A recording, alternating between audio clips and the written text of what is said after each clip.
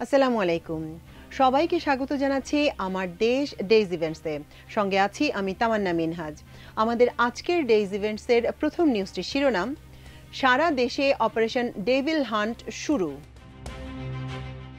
গাজীপুরে গতকাল শুক্রবার রাতে ছাত্র জনতার উপর সন্ত্রাসী আক্রমণের ঘটনার পরিপ্রেক্ষিতে আজ শনিবার থেকে সারা দেশে বিশেষ অভিযান পরিচালনা করবে যৌথ বাহিনী। এই অভিযানের নাম দেওয়া হয়েছে অপারেশন ডেভিল হান্ট। স্বরাষ্ট্র মন্ত্রণালয়ের জনসংযোগ বিভাগ থেকে আজ পাঠানো এক সংবাদ বিজ্ঞপ্তিতে বলা হয়েছে, গাজীপুরে ছাত্র জনতার উপর সন্ত্রাসী আক্রমণের ঘটনায় আজ স্বরাষ্ট্র মন্ত্রণালয় আইন শৃঙ্খলা রক্ষাকারী বাহিনীগুলোর সমন্বয়ে একটি সভা অনুষ্ঠিত হয়েছে। সভায় সংশ্লিষ্ট এলাকার আইন শৃঙ্খলা পরিস্থিতি স্বাভাবিক রাখার লক্ষ্যে ও সন্ত্রাসীদের আইনের আওতায় আনতে যৌথ বাহিনী সমন্বয়ে অপারেশন ডেভিল হান্ট পরিচালনার সিদ্ধান্ত নেওয়া হয়েছে। অপারেশন ডেভিল হান্টের ব্যাপারে আগামীকাল রোববার সংবাদ সম্মেলন করে বিস্তারিত জানানো হবে বলে বিজ্ঞপ্তিতে উল্লেখ করা হয়েছে। এতে বলা হয়েছে, শুক্রবার রাতে পতিত স্বৈরাচারের সন্ত্রাসী হামলায় কয়েকজন ছাত্র জনতা গুরুতর আহত হয়েছেন। এদিকে গাজীপুরে বৈষম্য বিরোধী ছাত্র আন্দোলনের নেতাকর্মীদের উপর হামলার ঘটনায় দায়িত্বে অবহেলার অভিযোগে সদর থানার ভারপ্রাপ্ত কর্মকর্তাকে প্রত্যাহারের ঘোষণা দিয়েছেন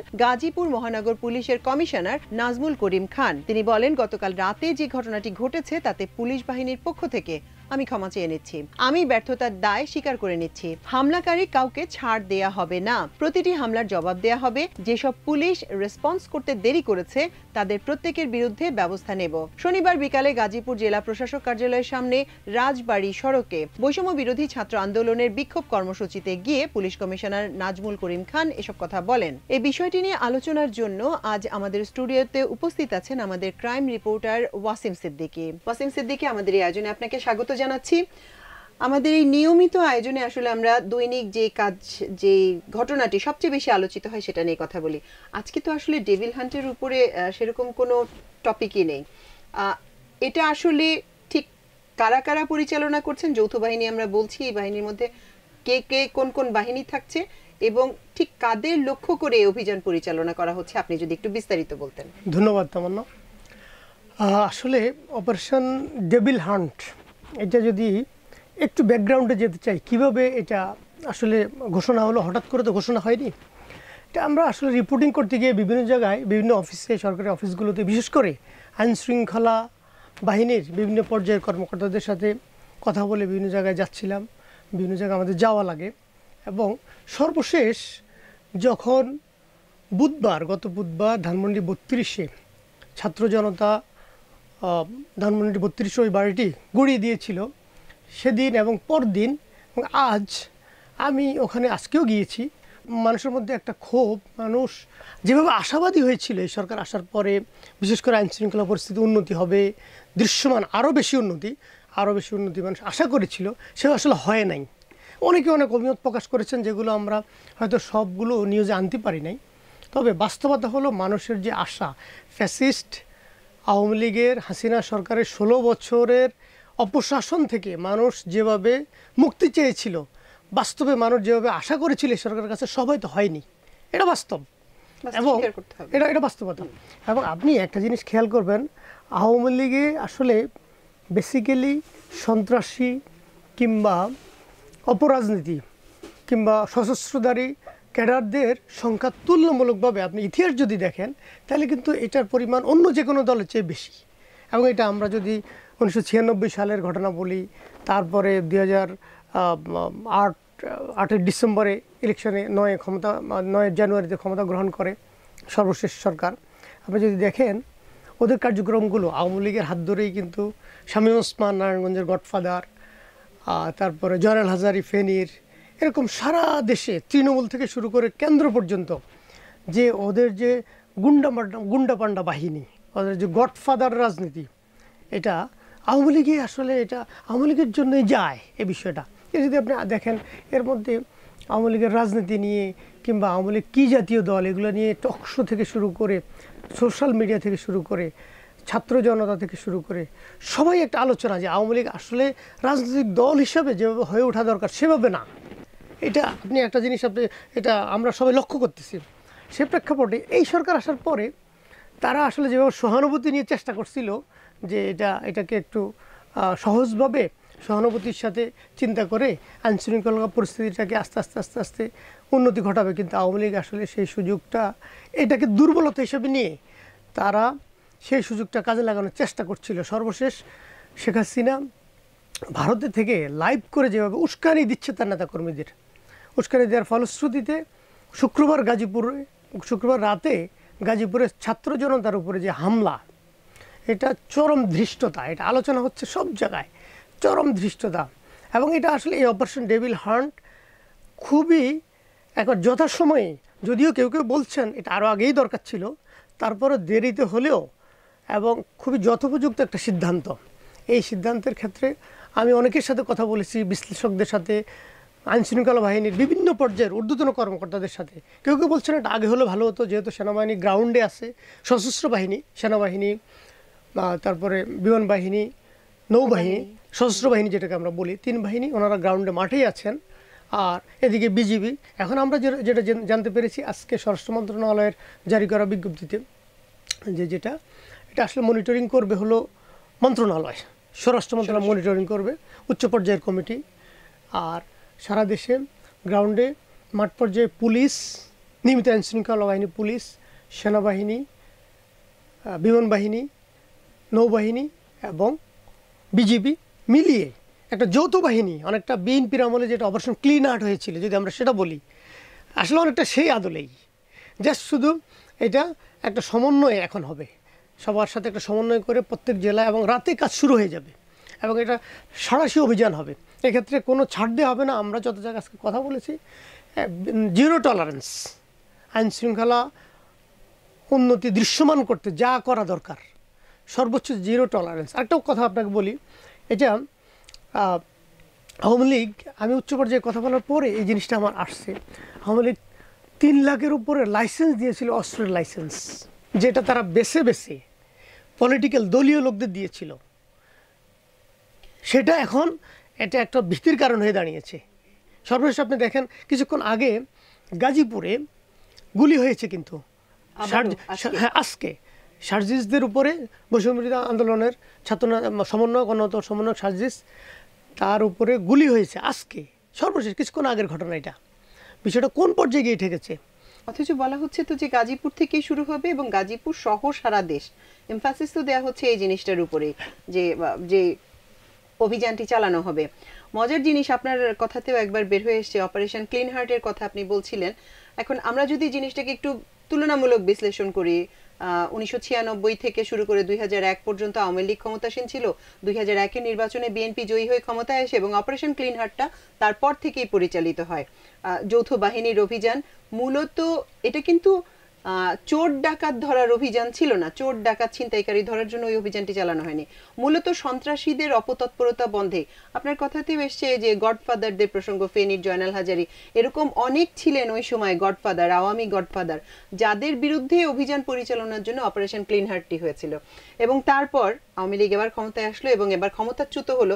ক্ষমতাচ্যুত হওয়ার পরও আবার একটি যৌথ বাহিনীর অভিযানই প্রয়োজন হলো, চোর ডাকাত ধরতে না, দেশের আইন শৃঙ্খলা পরিস্থিতি ওই অর্থে ঠিক করতে যে সন্ত্রাসী এত বেশি। এবং একদম স্পষ্টভাবে গাজীপুরের ঘটনাটির কারণেই তো এইবার এই অভিযানটি শুরু করলো।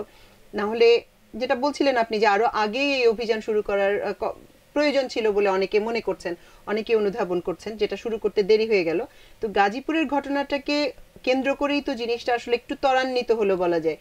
এই সরকারকে আমরা কখনোই দেখিনি খুব কঠোর অবস্থানে যেতে, বরং এটা তো বলাই যেতে পারে আওয়ামী লীগের একদম শীর্ষ পর্যায়ের নেতৃবৃন্দকে দেশ ছেড়ে বের হয়ে যাওয়ার ব্যাপারে, বের করে দেওয়ার যে একটা সেফ প্যাসেজ দেয়া, সেটার ব্যাপারে সরকারের কিছু বোধহয় ছিল, সম্মতি ছিল। না হলে যারা সেনাবাহিনীতে গিয়ে আশ্রয় নিয়েছিলেন তারা কি করে নির্বিঘ্ন প্যাসেজ পেয়ে দেশের বাইরে চলে যেতে পারলেন? তো কথাগুলি আসলে একই রকম, তখনকার অপারেশন ক্লিন হার্ট আর এখনকার এই যে অপারেশন ডেভিল হান্ট, মানে দুটোকে যদি আমরা মোটামুটি তুলনামূলকভাবে আনতে চাই, তাহলে একই পরিস্থিতির মধ্যে পড়ে হয়তো অপারেশন ক্লিন হার্টের তুলনায় আজকে আমাদের পরিস্থিতি আরো কিছুটা খারাপ। একই পরিস্থিতির মধ্যে আওয়ামী সন্ত্রাসীদের দমনের জন্য করা হচ্ছে, যেটা আপনার কথা থেকেও অনেকটা স্পষ্ট হয়ে যায়। এই অভিযানগুলির সুনির্দিষ্ট কোনো ব্যক্তির নাম আছে নাকি কাদের বিরুদ্ধে পরিচালনা করবে, সরকারি বক্তব্যটা কি, সরকারি অবস্থানটা কি? এটা আসলে ফর্মালি আনুষ্ঠানিকভাবে সরকার আগামীকাল ব্রিফ করবে, মন্ত্রণালয় থেকে আগামীকাল ব্রিফ করা হবে। এর মধ্যে সব বাহিনীগুলো, এজেন্সিগুলো মিটিং করছে, আজকেও মিটিং আছে রাতেও, তারপরে আগামীকাল এটা আনুষ্ঠানিকভাবে ঘোষণা করা হবে। আপনার কথাতে একটা বিষয় আমি শুধু একটু প্রসঙ্গে যাই, যে যখনই আওয়ামী লীগ ক্ষমতায় থাকে, আওয়ামী লীগ চলে যাওয়ার পরেই এরকম একটা অপারেশন দরকার হয়ে পড়ে, অপরিহার্য হয়ে যায়। এবং এটা ইতিহাস। আপনি দেখেন, যখন হুমায়ুন আহমেদের একটা বই নিয়ে কয়েকদিন ধরে বইয়ের একটা অংশ নিয়ে আলোচনা হচ্ছে, গাজীপুরের যে সাবেক মন্ত্রী মোজাম্মেল, আওয়ামী লীগের মন্ত্রী, তার ওই সময়কার কার্যকলাপ, ধর্ষণ এবং হত্যাকাণ্ডের পরে সেখানে তার শাস্তি না হয়ে উল্টো তৎকালীন মেজর, দায়িত্বে থাকা মেজরকে সরিয়ে দেওয়া হলো। এখন সেই মোজাম্মেলের এলাকায় গত শুক্রবার রাতে ছাত্রদের উপর হামলা করা হলো। কনসিকুয়েন্সটা দেখেন। তখন থেকেই তার যে কার্যক্রম, সন্ত্রাসী কার্যক্রম, এটা স্বীকৃত মোজাম্মেলের। তারপরে আসেন সর্বশেষ 96 সালের ক্ষমতায় আসার পর, ক্ষমতা থেকে চলে যাওয়ার পর, তারপর বিএনপি ক্ষমতা নিল 2001-এ। আবার সে গডফাদারদের দৌরাত্ম, ওদের দমন করার জন্য অপারেশন ক্লিন হার্ট করা লাগলো। তারপরে 16 বছরেতে আসলে ওরা একেবারে তৃণমূল পর্যন্ত, কেন্দ্র থেকে তৃণমূল সব জায়গায় ওরা এমন রাম রাজত্ব এবং সন্ত্রাসের রাজত্ব কায়েম করেছে। এটা আসলে এটা এখন একেবারে সর্বজন বিদিত। এটা লুকোচুরির কিছু নাই বাংলাদেশে, এটা লুকোচুরির আর কিছু নাই। এবং আওয়ামী লীগের সাথে সন্ত্রাসী, আওয়ামী লীগের সাথে গডফাদার, আওয়ামী লীগের সাথে যত ধরনের অপরাধ, নৈরাজ্য, দুর্বৃত্ত, সব আওয়ামী লীগের সাথে যায়। এটা আমার বক্তব্য না। আপনি দেখেন, সোশ্যাল মিডিয়া দেখেন, তারপরে সব বয়সের শ্রেণী পেশার মানুষের সাথে আলোচনা করে দেখেন, আমরা মাঠে থাকি, তারপরে বিভিন্ন টকশোতে এইভাবে আলোচনা হচ্ছে। এটা আপনি একটু লক্ষ্য করলে দেখবেন। সেই অবস্থায় সর্বশেষ তারা আওয়ামী লীগের কেন্দ্রীয় নেতৃত্বের কয়েকজন মিলে, যারা ভারতে নির্বাসিত, তারা সেখানে বৈঠক করছেন, অনলাইনে বৈঠক করে গাজীপুরের জাহাঙ্গীর নির্দেশ দিচ্ছেন, বৈঠক করে তারা কে কোন জায়গায় কীভাবে আক্রমণ করবে। ছাত্রলীগের সাদ্দাম, ইনান সেক্রেটারি, তাদেরকে নির্দেশ দিচ্ছে কে কোন জায়গায় কীভাবে আক্রমণ করবে, প্রতিশোধ নেবে। আপনি দেখেন, আজকেও ফার্মগেটে বোমা সদৃশ একটা বস্তু পাওয়া গেছে, একটা ব্যাগ পাওয়া গেছে। এটা নিয়ে পরে আমি কর্মকর্তাদের সাথে কথা বললাম, ওনারা বলতেছেন তাদের যে ধারণা, এটা আসলে ভীতি ছড়ানো, এবং এখানে ককটেল সদৃশ, ককটেল বলতে নিজের হাতে বানানো, এটা কিন্তু চিন্তার বিষয়। অর্থাৎ তাদের ওই টিম আছে, এটা কিন্তু খুব গুরুত্বপূর্ণ পয়েন্ট, প্রশিক্ষিত টিম আছে। এটা কিন্তু অ্যাজ ইউজুয়াল ককটেল না। তারা আমাকে যেটা বললেন, এটা তাদের নিজস্ব উদ্ভাবিত এক ধরনের ককটেল। তারা বলছে ককটেলের মতো, ককটেল সদৃশ, পুরোপুরি যেভাবে অ্যাজ ইউজুয়াল ককটেল হয় সেটা না, যেটা বাজারে পাওয়া যায়। তারা নিজেদের উদ্ভাবন, অর্থাৎ সন্ত্রাসী কার্যক্রমের জন্য যা করা লাগে নিজেদের উদ্ভাবনের সব আছে ওদের। এবং দীর্ঘদিন তারা ক্ষমতায় ছিলেন, যে কারণে তাদের টাকা পয়সা থেকে শুরু করে প্রশাসনিক এই বিষয়টা আসে, প্রশাসনিক ইন্ধন যে পাচ্ছেন না। সাবেক আইজিপি বেনজির রীতিমতো বলেই ফেললেন ওই দিন যে পুলিশ সময় মতো তাদের আওয়ামী লীগকে সহযোগিতা করবে। তারপরেই কিন্তু একটার পর একটা গাজীপুরে হামলা হলো। আপনি দেখেন, কনসিকুয়েন্সগুলো লক্ষ্য করেন। এবং বলা হচ্ছে গাজীপুরের হামলায় 2 ঘন্টা আগে থেকে জানানো হয়েছিল, কিন্তু পুলিশ কোনো ব্যবস্থা নেয়নি। এটা একটা বিষয় আপনি যেটা বলছেন, এটা ইন্টারেস্টিং। এখন এই বিষয়টার ক্ষেত্রে একটা বিষয় আলোচনা আসতেছে, আমি অ্যানালিস্টদের সাথে কথা বলছি, বিশ্লেষকদের সাথে, যে সেনাবাহিনী, সশস্ত্র বাহিনী গ্রাউন্ডে আছে, মাঠে আছে, ম্যাজিস্ট্রেসি পাওয়ার দেওয়া আছে। এবং আমি সব জায়গায় কথা বলে ওনারা বলছেন যদি কোথাও দরকার হয় সেনাবাহিনীকে ওনারা বলতে পারবেন, সেনাবাহিনী যদি নিয়মিত আইন শৃঙ্খলা বাহিনী, পুলিশ অথবা অন্য কারো হেল্প চাই নিতে পারেন। কিন্তু তারপর উন্নতি হচ্ছে না কেন আইন শৃঙ্খলা পরিস্থিতির? কীভাবে আওয়ামী লীগ, নিষিদ্ধ ছাত্রলীগ মাঠে এখনও তারা মিছিল করে কিংবা নাশকতা তৈরির চেষ্টা করে, আজকে গুলি করলো, তারপরও তারা ঢাকা অবরোধ কিংবা দেশে সরকার পতনের হুমকি দেয়। অথচ এই বিষয়টা একটা তাৎপর্যপূর্ণ। সব মিলিয়ে বর্তমান প্রেক্ষাপটে, বর্তমান পরিস্থিতিতে এটা একটা সময় উপযোগী সিদ্ধান্ত, এই অপারেশন ডেভিল হান্ট।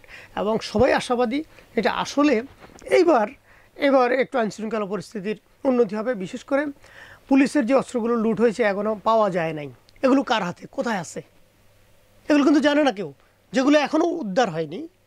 তারপরে 3.5 লাখের উপরে আওয়ামী লীগের দলীয় নেতাকর্মীদের ছদ্মাবরণে গুন্ডা পান্ডাদের, যেটা নিউজ হয়েছে, গুন্ডা পান্ডাদের লাইসেন্স দেওয়া হয়েছে, সেগুলো কোথায়? সব জমা পড়ে নাই। তারপরে তাদের বর্ডার দিয়ে তারা যে অবৈধ অস্ত্রগুলো এনেছে, এখনো যে আসে না আমরা তা বলতে পারবো না। না, এই যে এই সবগুলো কিন্তু এখনো আমরা কত পার্সেন্ট অস্ত্র উদ্ধার করতে পেরেছে আইনশৃঙ্খলা বাহিনী, সেটা কিন্তু প্রশ্ন সাপেক্ষ।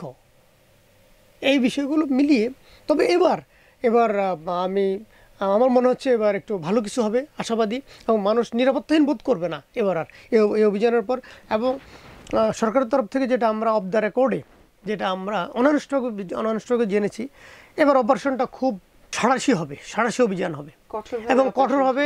এবার কাউকে আসলে ছাড় দেওয়া হবে না, এবং সরকারের সর্বোচ্চ পর্যায়ে এটা খুব আন্তরিকতার সাথে দেখার জন্য নির্দেশও দেওয়া হয়েছে যে মাঠ পর্যায়ে যেন কোনোভাবে যেন কোনো ছাড় না পড়ে, এই বিষয়ে যেন কেউ ছাড় না পায়।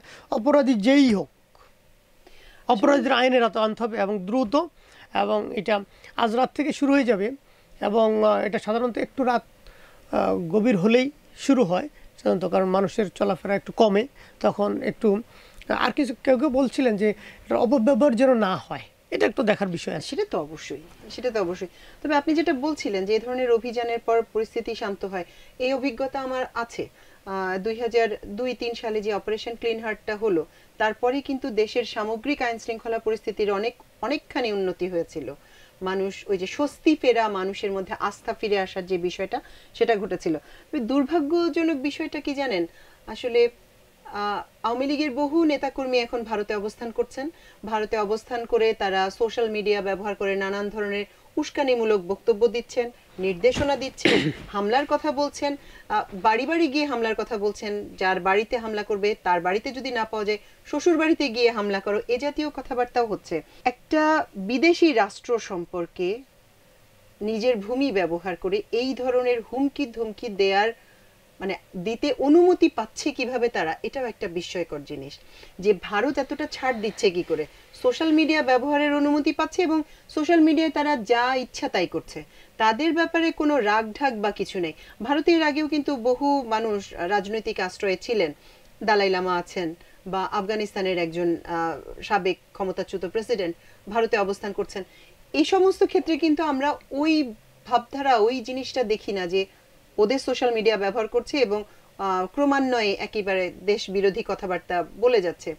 কূটনৈতিকভাবে ভারতের এই অবস্থানটা আসলে কতটুকু সমর্থনযোগ্য, এটাতে আপনার মতামতই চাচ্ছি। এটা আসলে আপনার ইন্টারেস্টিং। এবং এটা আমি ওদিন একজন বিশ্লেষকের সাথে কথা বলছিলাম, উনি বললেন যে আসলে বাংলাদেশকে তো স্বাধীন দেশই মনে করে নাই ভারত 16 বছরে। তোরা ভাববে কি, বাংলাদেশকে স্বাধীন দেশই মনে করে নাই, ভারত মনে করেছে স্রেফ যেভাবে বলবো সেভাবে, এখানে তাই হয়েছে। এটা বাস্তবতা, এখন সবাই জানে এটা। এখন তারা তাদের অবস্থান থেকে এই সুযোগটা দিয়েছে, শেখ হাসিনা দিয়েছে অবশ্যই, এবং এই ক্ষমতায় থাকার জন্য দেশের মানুষকে গুম খুন থেকে শুরু করে গণহত্যা সর্বশেষ, হেন কোনো অপরাধ নেই তারা করে নাই। এবং তিনি নিজেও বলেছেন যে ভারতকে যা দিয়েছি তা তারা সারা জীবন মনে রাখবে। এখন সেই ভারতে বসে ভারত তাকে শেল্টার দিবে, এটাই স্বাভাবিক। কিন্তু এখন আমাদের প্রশ্ন হলো, আমাদের বিষয় হলো, আমরা আওয়ামী লীগের সেই নেতৃত্ব নাই, আওয়ামী লীগের গুন্ডা পান্ডারা যেটা সবাই আলোচনা করছে, আওয়ামী লীগের গুন্ডা পান্ডারা দেশে নাই। সে অবস্থায় আমরা আমাদের যারা আসি দেশবাসীর মধ্যে একটা জাতীয় ঐক্য দরকার। জাতীয় ঐক্য হলে তখন কিছু জিনিস আছে, প্রতিবেশী দেশের সাথে আপনার সম্পর্ক থাকবে, সবই থাকবে, কিন্তু পারস্পরিক সম্মান বোঝাপড়ার ভিত্তিতে, যেটা শেখ হাসিনা করতে পারে নাই। সে হলো নতজানু পররাষ্ট্রনীতি ছিল ভারতের অনেকটা অঙ্গরাজ্যের মতো, কারণ তাকে ক্ষমতায় থাকতে হবে, ক্ষমতা ছিলেন। এই জন্য এখন এটা আমাদের আসলে আমাদের চিন্তার বিষয়।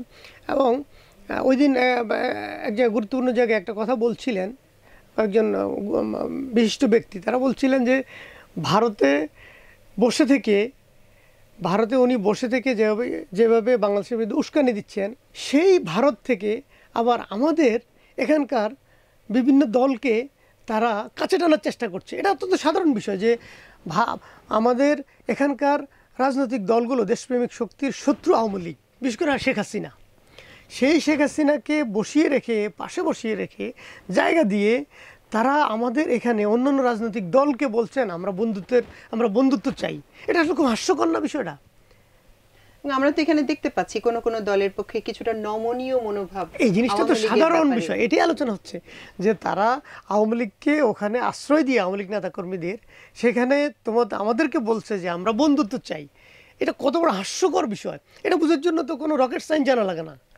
এই জিনিসটা তবে আপনি একটা জিনিস যেটা বলছিলেন যে এই সোশ্যাল মিডিয়া এবং আপনার কথা প্রেক্ষাপটে বলি, সোশ্যাল মিডিয়া বলেন, ফেসবুক বলেন, সামাজিক বিভিন্ন আলোচনা কিংবা টকশোতে বলা হয় যেটা আওয়ামী লীগ যেখানে আছে সেখানে আর গুন্ডা পান্ডার দরকার হয় না, সেখানে আর কোনো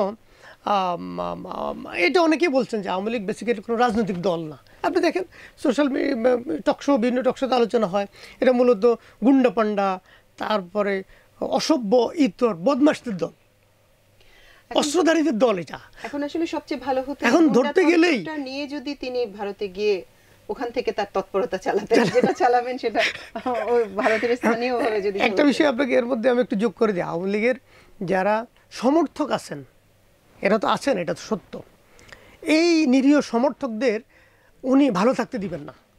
ওনার কথাবার্তা, আচার আচরণে উনি ভারতে বসে উস্কানি দিচ্ছেন এবং এরা বুঝে হোক না বুঝে হোক মাঠে নামার চেষ্টা করছে, বিপদে পড়ে যাচ্ছে এবং সামনে কিন্তু আরও বিপদে পড়ে যাবে। ওভারঅল কারোর জন্য এটা ভালো না, দেশের জন্য তো একেবারেই ভালো না। এবং আওয়ামী লীগের যে সমর্থকরা আছেন, যারা এখনো আছেন, তাদের জন্য জিনিসটা আসলে নিরাপদও না, স্বস্তিকরও না, এবং খুব সম্ভবত তাদের কাজটা ঠিকও হচ্ছে না যেটা তারা করার চেষ্টা করছেন। ওয়াসিম সিদ্দিকী, আপনাকে অসংখ্য ধন্যবাদ। এই পিক আওয়ারে আমি জানি এই নিউজটি আপনার হাতে আপনি লিখছিলেন, এই পিক আওয়ারে আমাদেরকে এতখানি সময় দেওয়ার জন্য। আশা করি শিগগিরই আবার এ ধরনের কোনো টপিক নিয়ে আপনার সঙ্গে আবার বসার সুযোগ হবে। ধন্যবাদ তামান্না, আপনাকে দোয়া করবেন আমাদের জন্য। আমাদের পরবর্তী নিউজের শিরোনাম, ডক্টর ইউনূসের বিরুদ্ধে অপপ্রচার চালাচ্ছে আওয়ামী লীগ, জড়িত ভারতীয় মিডিয়া, বলেছেন প্রেস সচিব। প্রধান উপদেষ্টার প্রেস সচিব শফিকুল আলম জানিয়েছেন, অন্তর্বর্তী সরকারের প্রধান উপদেষ্টা অধ্যাপক ডক্টর মোহাম্মদ ইউনূসের বিরুদ্ধে আওয়ামী লীগ অপপ্রচার চালাচ্ছে, এর সঙ্গে ভারতীয় মিডিয়াও জড়িত। তারা সারা বিশ্বকে বোঝাতে চাইছে বাংলাদেশে যা হয়েছে তা আসলে গণ অভ্যুত্থান নয়, এটা বড় রকমের চক্রান্ত। আজ দুপুরে রাজধানীর জাতীয় প্রেস ক্লাবে তিনি একথা বলেন। জুলাই গণ অভ্যুত্থানে ক্ষমতাচ্যুত আওয়ামী লীগ অপপ্রচার চালাচ্ছে উল্লেখ করে তিনি আরো বলেন, অধ্যাপক ইউনূসকে জঙ্গি নেতা হিসেবে উপস্থাপনের জন্য কোটি কোটি ডলার খরচ করা হচ্ছে, এর সঙ্গে ভারতীয় গণমাধ্যমও জড়িত। শফিকুল আলম বলেন, যারা ভাবছেন বিপ্লব জুলাই আগস্টের 21 দিন, এটা ভুল। তার আগেও 15 বছর ধরে লড়াই হয়েছে, আরো 15 বছর সংগ্রাম করতে হবে। আমরা একটু থেমে যাব, ওরা আবার মাথা চাড়া দেওয়ার চেষ্টা করবে, এটা যেন না হয়। তিনি বলেন, আওয়ামী লীগ এবং পতিত স্বৈরাচার চোর তন্ত্রের জননী ও গুমের জননী চাচ্ছেন বাংলাদেশের ন্যারেটিভকে চ্যালেঞ্জ করতে। তারা বলছেন 3000 পুলিশ মারা গেছে, তাদের ওয়েবসাইটে অধ্যাপক ইউনূসকে জঙ্গি নেতা হিসেবে তুলে ধরা হয়েছে, এটা খুবই পরিকল্পিত অপপ্রচার। প্রেস সচিব বলেন, আওয়ামী লীগ সরকারের 15 বছরে 1974 সালের দুর্ভিক্ষ নিয়ে গবেষণা ও লেখা প্রকাশিত হয়নি। যে আফতাব আহমেদ বাসন্তীর ছবি তুলেছেন, তিনি রহস্যজনকভাবে মারা গেছেন, কেউ তদন্ত করেনি। রক্ষী বাহিনীর হাতে 30,000 লোক মারা গিয়েছিল। 15 বছর ধরে ইতিহাস মুছে নতুন ইতিহাস চাপানোর চেষ্টা করা হয়েছে। শোষণ করার মূল হাতিয়ার ইতিহাস ভুলিয়ে দেয়া। যে নিপীড়নকারী সে নিজেকে নিপীড়নের শিকার বলে জাহির করেছে। আমরা অন্তর্বর্তী সরকারকে ব্যর্থ হতে দেব না, রিজভী। বিএনপির জ্যেষ্ঠ যুগ্ম মহাসচিব রুহুল কবির রিজভী আহমেদ বলেছেন, বিএনপি সরকারের গঠনমূলক সমালোচনা করতে পারে, কিন্তু দলটি সরকারকে ব্যর্থ হতে দেবে না। কারণ সরকার গঠিত হয়েছিল ছাত্র নেতৃত্বাধীন গণ অভ্যুত্থানের পক্ষে থাকা দলগুলোর ঐক্যমত্যের ভিত্তিতে। আজ শনিবার জাতীয় প্রেস ক্লাব মিলনায়তনে একটি বইয়ের মোড়ক উন্মোচন অনুষ্ঠানে একথা বলেন তিনি। রিজভী বলেন, একদিকে আমরা অন্তর্বর্তী সরকারের গঠনমূলক সমালোচনা করছি, অন্যদিকে আমরা একে অপরের পাশে বসে আলোচনা করছি। এটি গণতান্ত্রিক রীতি, কিন্তু আমরা সরকারকে ব্যর্থ হতে দেব না। সরকারের সমালোচনা করার কারণে এখন আমাদের জেলে যেতে হবে না, বিচার বহির্ভূত হত্যাকাণ্ড বা জোরপূর্বক গুমের শিকার হতে হবে না, দমন পীড়ন ও মিথ্যা মামলার মুখোমুখি হতে হবে না। শেখ হাসিনার ক্ষমতাচ্যুতির পর এই পরিবর্তন এসেছে। এবার আন্তর্জাতিক প্রসঙ্গ, নিজ আসনে কেজরিওয়ালের ভরাডুবি। ভারতের আম আদমি পার্টির নেতা ও সাবেক মুখ্যমন্ত্রী অরবিন্দ কেজরিওয়াল দিল্লি বিধানসভা নির্বাচনে নিজ আসন নিউ দিল্লিতে পরাজিত হয়েছেন। এই আসনে জয়ী হয়েছেন ভারতীয় জনতা পার্টির প্রার্থী প্রবেশ বার্মা। তিনি 4089 ভোটের ব্যবধানে হারিয়েছেন কেজরিওয়ালকে। কেজরিওয়াল নির্বাচনের পরাজয় মেনে নিয়ে বিজেপিকে অভিনন্দন জানিয়েছেন। এক ভিডিও বার্তায় তিনি বলেন, আমরা অত্যন্ত বিনয়ের সঙ্গে জনগণের রায় মেনে নিলাম। এর মধ্যে দিয়ে 27 বছর পর বিধানসভায় জয় পেল বিজেপি। ইউএসএআইডির কর্মীদের বাধ্যতামূলক ছুটিতে পাঠানোর সিদ্ধান্ত স্থগিত। যুক্তরাষ্ট্রের আন্তর্জাতিক উন্নয়ন সংস্থা ইউএসএআইডির 2200 কর্মীকে বাধ্যতামূলক ছুটিতে পাঠানোর বিষয়ে মার্কিন প্রেসিডেন্ট ডোনাল্ড ট্রাম্প যে সিদ্ধান্ত নিয়েছিলেন তার শেষ মুহূর্তে স্থগিত করেছে আদালত। সংস্থাটিকে রক্ষা করার উদ্দেশ্যে ট্রাম্পের ওই সিদ্ধান্তকে আদালতে চ্যালেঞ্জ করেছিল দুটি ইউনিয়ন। সেই পরিপ্রেক্ষিতে বিচারক কার্ল নিকোলাস খুবই সীমিত সময়ের জন্য ট্রাম্পের ওই পরিকল্পনা কার্যকরের বিষয়ে একটি অস্থায়ী নিষেধাজ্ঞা জারি করেন। আগামী 14 ফেব্রুয়ারি পর্যন্ত এক সপ্তাহের জন্য এই আদেশ বহাল থাকবে। ডোনাল্ড ট্রাম্পের যুক্তি হল, ইউএসএআইডির মধ্যে দিয়ে যুক্তরাষ্ট্রের করদাতাদের অর্থের সদ্ব্যবহার করা হচ্ছে না, তাই তিনি এটি বিলুপ্ত করতে চান। তারই ধারাবাহিকতায় তিনি সংস্থাটির প্রায় 10,000 কর্মীর মাঝে কেবল 611 জন কর্মীকে রেখে বাকিদের ছুটিতে পাঠাতে চান। ইতিমধ্যেই প্রায় 500 জন কর্মীকে প্রশাসনিক ছুটিতে পাঠানো হয়েছিল এবং শুক্রবার মধ্যরাত থেকে ওই 2200 জন কর্মীও তাদের কাতারে যোগ দিতে যাচ্ছিলেন। কিন্তু শেষ মুহূর্তে দায়ের করা একটি মামলায় যুক্তি দেয়া হয় যে সরকার সংবিধান বহির্ভূত কাজ করছে, যার ফলে কর্মীরা ক্ষতির সম্মুখীন হচ্ছেন। বিচারক কার্ল নিকোলাস ইউনিয়নের পক্ষে রায় দিয়ে বলেন, এখানে আদালত হস্তক্ষেপ না করলে সরকারের কোনো ক্ষতি না হলেও কর্মীদের অপূরণীয় ক্ষতি হয়ে যাবে। সবশেষে খেলার খবর জানাচ্ছি চ্যাম্পিয়ন্স ট্রফির খবর। মিরপুরে বাংলাদেশের প্রস্তুতি শুরু।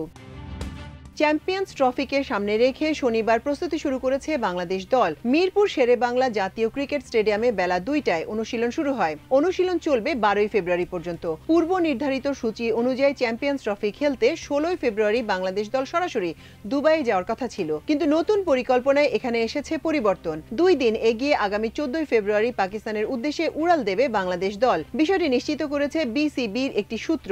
তারা জানায়, আগের পরিকল্পনায় কোনো প্রস্তুতি ম্যাচ খেলার কথা ছিল না। নতুন পরিকল্পনায় টুর্নামেন্ট শুরুর আগে একটি প্রস্তুতি ম্যাচ খেলবে লাল সবুজের প্রতিনিধিরা। সময় স্বল্পতায় চ্যাম্পিয়ন্স ট্রফিতে আইসিসির তত্ত্বাবধানে কোনো প্রস্তুতি ম্যাচ আয়োজন করা হচ্ছে না।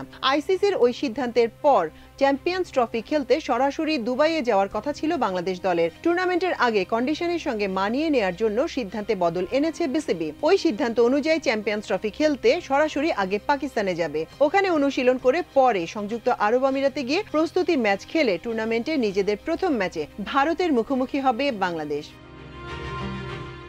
প্রিয় দর্শক, ডেইজ ইভেন্টসের আয়োজন আজ এ পর্যন্তই। আগামীকাল আরেকটি ডেইজ ইভেন্টস নিয়ে আপনাদের সামনে হাজির হব। সে পর্যন্ত আল্লাহ আপনাদের সবাইকে ভালো রাখুন, সুস্থ রাখুন এবং দেখুন, পড়ুন, শুনুন, মন্তব্য করুন, শেয়ার করুন, সাবস্ক্রাইব করুন আমার দেশ। এতক্ষণ সঙ্গে থাকার জন্য অশেষ কৃতজ্ঞতা। আল্লাহ হাফেজ।